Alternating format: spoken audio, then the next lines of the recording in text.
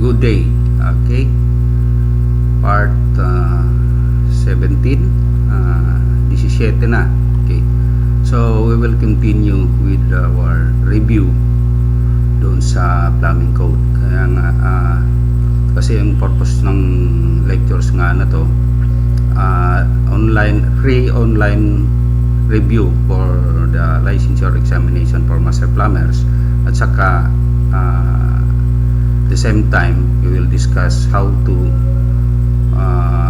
design complete plumbing system, high rise, low rise, mid rise. Okay, so para doon sa sa pasado na may lisensya na, parang refresher na lang to. Minsan kasi nakakalimutan na natin. Okay, so parang, at saka meron din pa rin tayong hindi naintindihan na dapat balik-balikan doon sa plumbing code. Okay, so yun.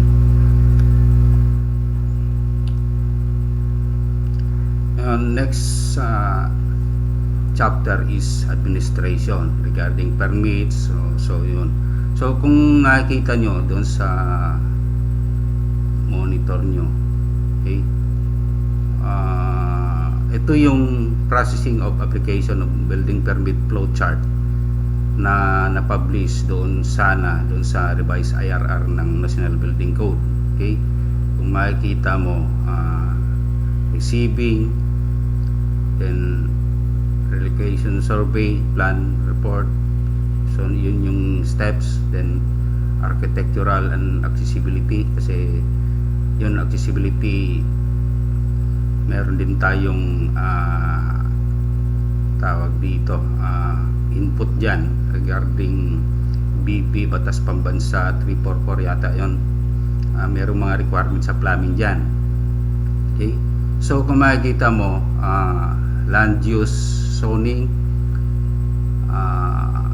civil, structural, electrical. Yung civil, hiwalay na dito sa architectural, electrical, mechanical, sanitary, plumbing, hiwalay na rin. Kung susundin ito, sanitary, plumbing, electronics, meron na ring department siya, geodetic, may others pa. Okay, so yun yung pinaka flow charts dapat na susundin ng bawat LGU. Okay, so yun, umpisa natin sa administration. Okay, administration, permit required to ensure compliance of the provision of this code. Professional services of registered and licensed master plumber shall be enlisted in accordance with Republic Act 1378, the plumbing law. Okay, it shall be unlawful for any person, firm, or corporation, whether acting as principal, servant, agent, or employee, to do or cause to be done any plumbing or drainage work for which a permit is required without securing prior permit from the office of the building official having jurisdiction, okay, under the Department of Public Works and Highways, DILG, or city mayors. Okay, to whom permits may be issued. No permit shall be issued to any person, firm, or corporation to do or cause to be done any installation of plumbing works regulated by this code, except to a registered and licensed master plumber, sana totoo, holding a valid, unexpired, and unrevoked certificate of registration as required by the Republic Act 1378, number 1378 as amended. Okay, application for permit, registered and licensed master plumber shall file an application at the office of the building official in behalf of the building owner to whom such work shall be done, and shall fill out the form provided for that purpose. Okay, every application shall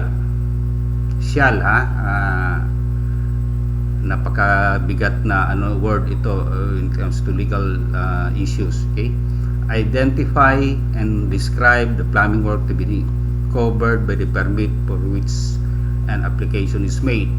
Describe the land upon with the purpose plumbing work is to be done.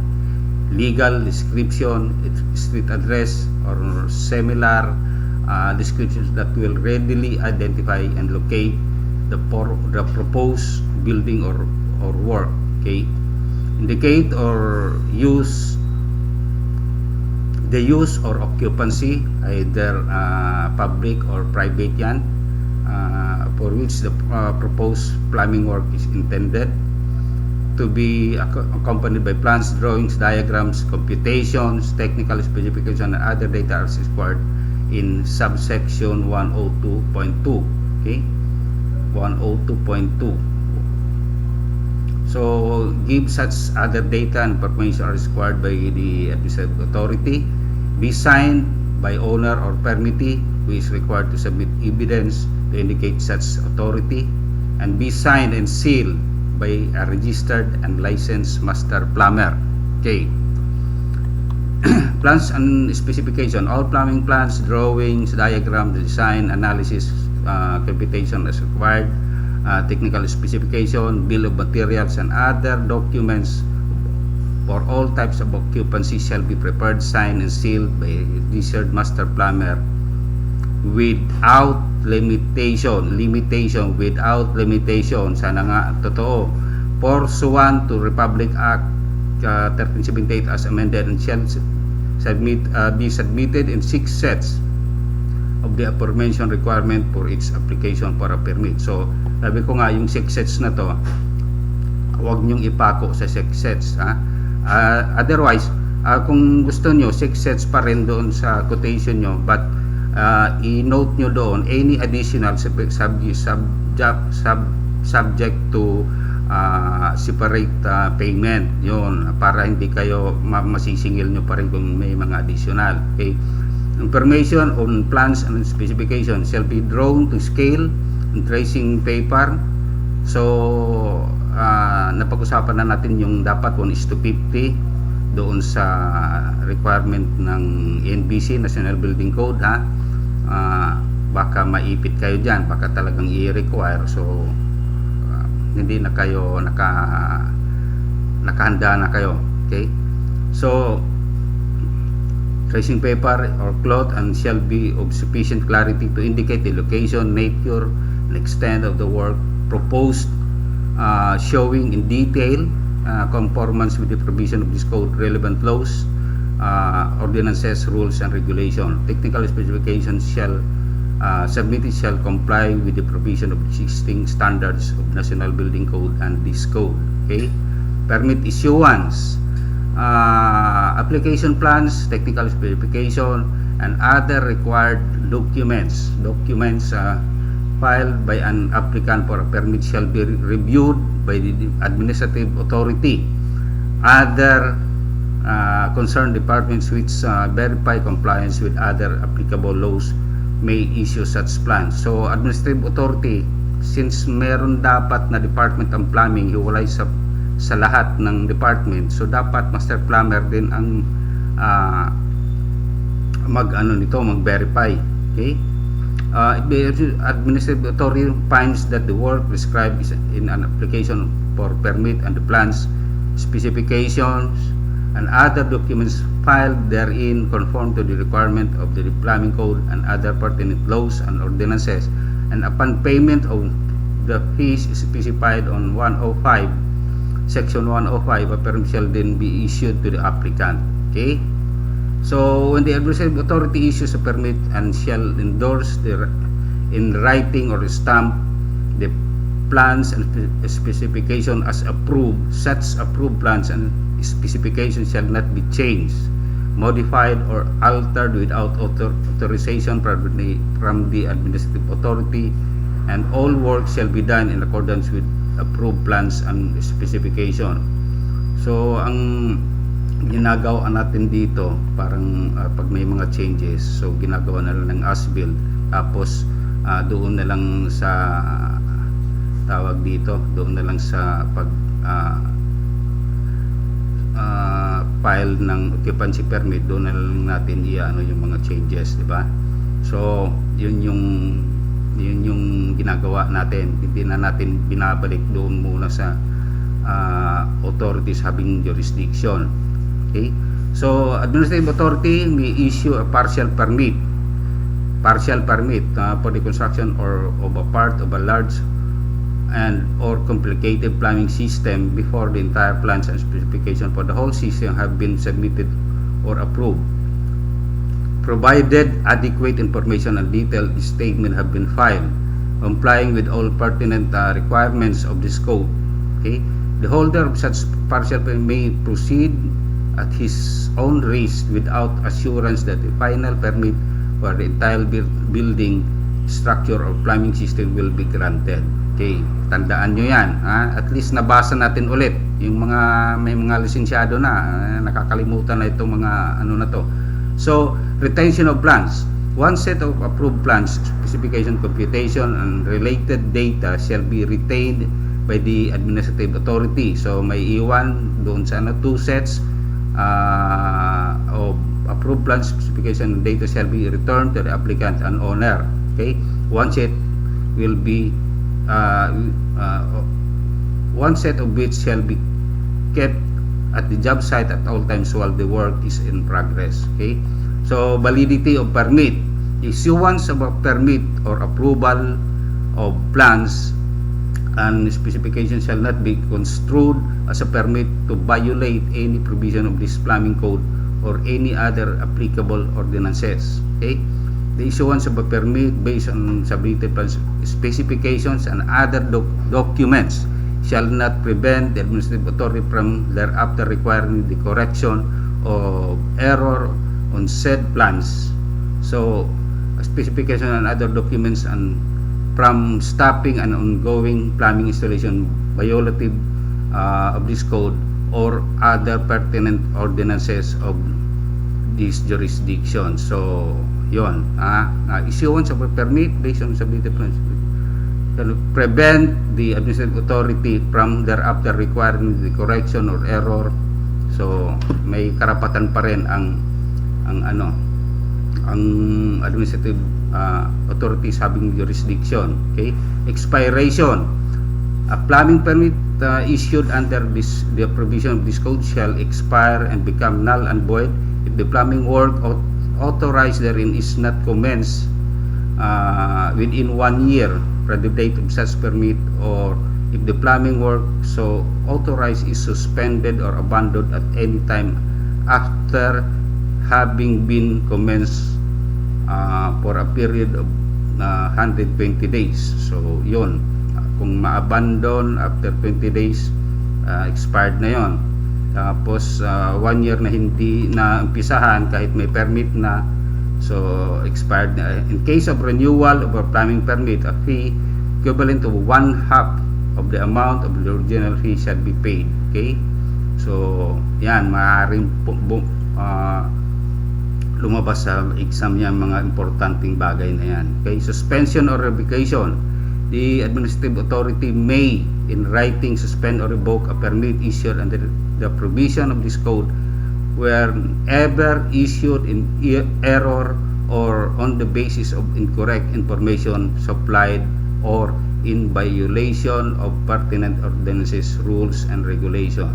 Okay, so application of existing plumbing system. Okay, addition, alteration, or repair may be made to any existing plumbing system provided the addition, alteration, or repair work conforms to requirement for a new plumbing system. Addition, alteration, or repair shall not render an existing system unsafe, unsanitary, and overloaded. So, yon, dapat wag dagdag ng dagdag, baka mamaya hindi na kayanin ng sistema. Okay, so changes in building occupancy, so maaring from private to public. So yun naman ang pinaka private to public yung occupancy. Plumbing system which are part of any building or structure undergoing change in use or occupancy as defined in the National Building Code shall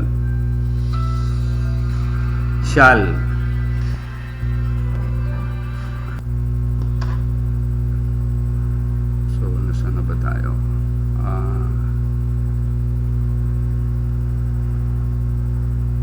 Yan, as defined in National Building and shall comply with all requirements of this code applicable to the change use or occupancy. So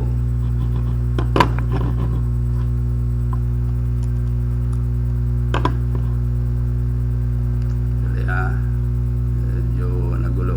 Maintenance. Okay, all plumbing system, materials and appurtenances, both existing and new, and all parts thereof shall be maintained in proper operating condition. All devices or safeguards required by this code shall be maintained in conformance with the existing code edition at the time the plumbing system was installed. The owner or his designated agent shall be responsible for the maintenance of plumbing system. To determine compliance with this subsection, the administrative authority may cause the re-inspection of any plumbing system. Move buildings. Plumbing systems which are part of buildings or structures in one place and move into other jurisdiction shall comply with the provision of this code of for new installation. So new installation na to. Okay. So yon, inspection. General, all plumbing system for which permits are required by this code shall be inspected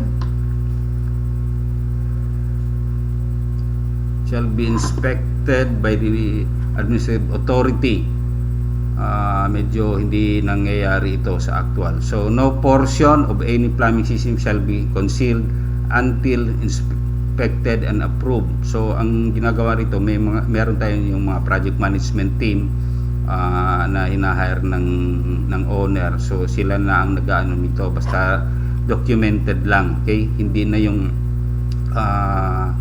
galing pang building official, office of the building official. Okay, so administrative authority or his representative shall not be liable for expenses incurred in the removal and replacement of material required to warrant proper inspection when the installation of plumbing system is complete. An additional and final inspection shall be made.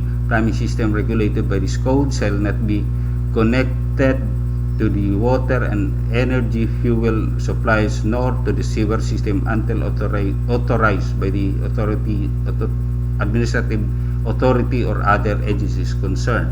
Okay? All administrative plumbing personnel, plumbing inspector, ito ang maganda sana, no? Wala sanang kung tutuusin kung ilan ba ang population ng master plumber ngayon, kung masusunod ito, walang tambay na tubero. Okay, all administrative plumbing personnel, plumbing inspector shall be a registered and licensed master plumber in accordance with the provision of Republic Act 1378, otherwise known as the plumbing law. Okay, so sana.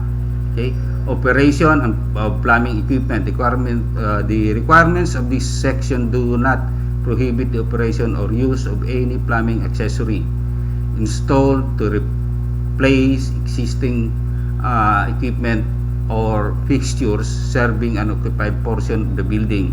When a request for inspection of such equipment or fixtures have been filed with the administrative authority not more than 72 hours after such replacement work is completed and before any portion of such plumbing system is concealed by any permanent portion of the building. Okay, 72 hours daw. Testing of system. All plumbing systems shall be tested and approved as required by code and authority. Okay. Inspection request, it shall be the duty of the person doing the plumbing work authorized by a permit to notify the administrative authority that such work is ready for inspection. Administrative authority requires that every request for inspection be filed at least 3 working days before the inspection is intended. Such request shall be in writing and jointly signed by the owner and a registered master plumber contractor. Okay. It shall be the duty of the person requesting inspection required by this code to provide access to and means to proper inspection of such work, as well as provide all the equipment, the tools, power, and water required for the test. Okay? Other inspection. In addition to the inspection required by this code, the administrative authority may require other inspection of the plumbing work to comply with the other provision of this code, other pertinent laws and ordinances enforced by the administrative authority. So, reinspection, a fee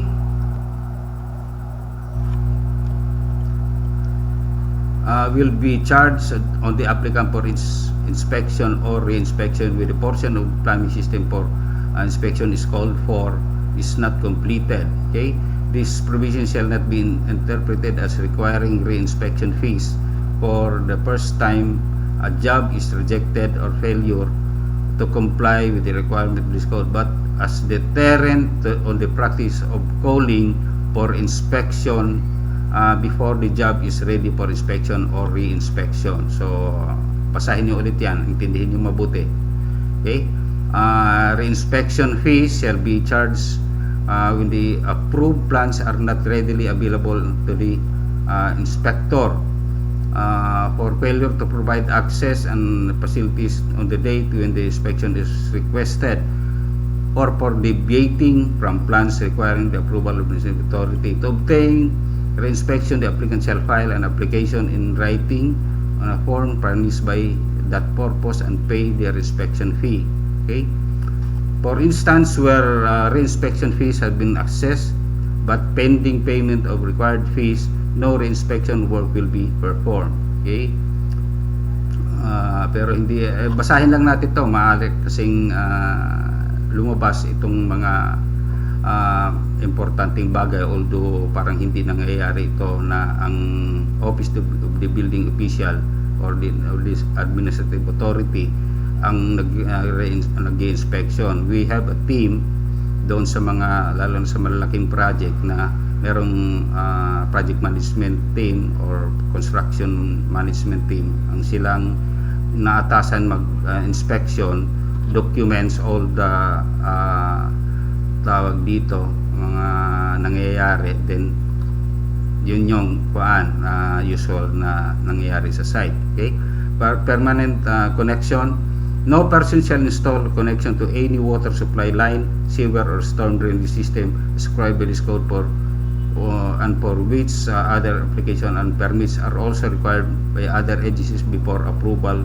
by the administrative authority. So, other agencies, sa NAWASA, siyempre, iba yung doon. So, temporary connection administrative authority will endorse to other authorities or government agencies in the issuance of temporary connection of the plumbing equipment to the water supply main, sewer main, power line, and gas main for purpose of testing the equipment. Okay? So, special provisions. All licensed master plumbers registered in accordance with the provision shall secure themselves a seal of the standard size and as required. The same shall be used on all plumbing application for permits and all plumbing plans prepared by licensed master plumber as well as on all documents required in the practice of their profession. The seal shall be round. Ito yung dry seal natin, in shape, and shall inscribe in the following: registered master plumber at upper portion of the round seal. So, name of the registered master plumber, the upper part center. The registration number shall appear at the center below the name, and Philippines appearing at the lower portion of the round seal. So, ito yung sample niyan.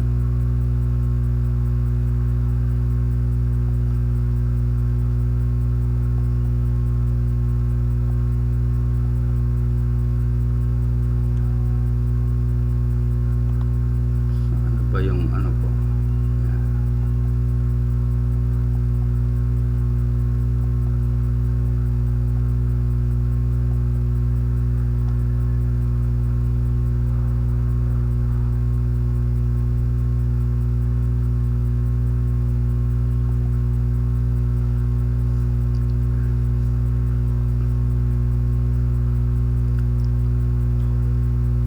lang ha. So ito yung sample ng dry seal natin. So registered master plumber sa taas, tapos even though hindi binabanggit naman na may logo, so naglalagay rin tayo ng logo doon sa mga dry seal natin. Okay, then ito yung pangalan mo, center, sa baba ng pangalan mo is your registration number, then sa baba is the Philippines. Okay, so yun yung required. Okay, so balik tayo doon. So plumbing fixtures required. Each building shall be provided with sanitary facilities in accordance with best practice for mobility of disabled person as provided in the National Building Code of the Philippines or by other government departments having jurisdiction. So we will discuss this one separate. This is kung di ako nagkakamali, Batas Pabansa number 344, yung accessibility law. Meron kasi mga requirements doon, hanapin ko lang yung file ko, doon sa plumbing, regarding sa plumbing sa mga disabled person.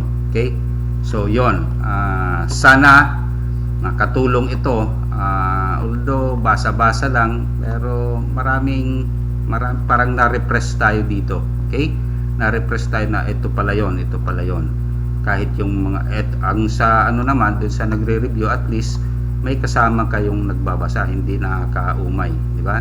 So sa gustong mag-avail nitong separate chapter by chapter na i-send ko, so please subscribe, then post or comment your email ad. I will send this one copy, chapter 1, together with the ebook assigned to this part, okay, part 17. So yon. Balikan ko lang to, processing of application of permit. Sana magkatotoo ito na hiwalay na, para naman magkaroon ng trabaho lahat ng mga tubero, kasi meron ng department ng plumbing dito. So all as per law, dapat puro licensed and registered master plumber ang mga tao rito, di ba? So yun sana. So thank you. Part 17.